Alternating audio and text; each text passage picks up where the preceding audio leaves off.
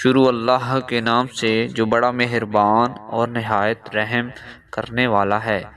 سیدنا علی رضی اللہ تعالی عنہ بیان کرتے ہیں کہ رسول اللہ صلی اللہ علیہ وآلہ وسلم نے فرمایا، کوئی بندہ اس وقت تک مومن نہیں ہو سکتا جب تک ان چار چیزوں پر ایمان نہیں لائے گا: یہ گواہی دینا کہ اللہ تعالی کے سوا کوئی معبود برحق نہیں ہے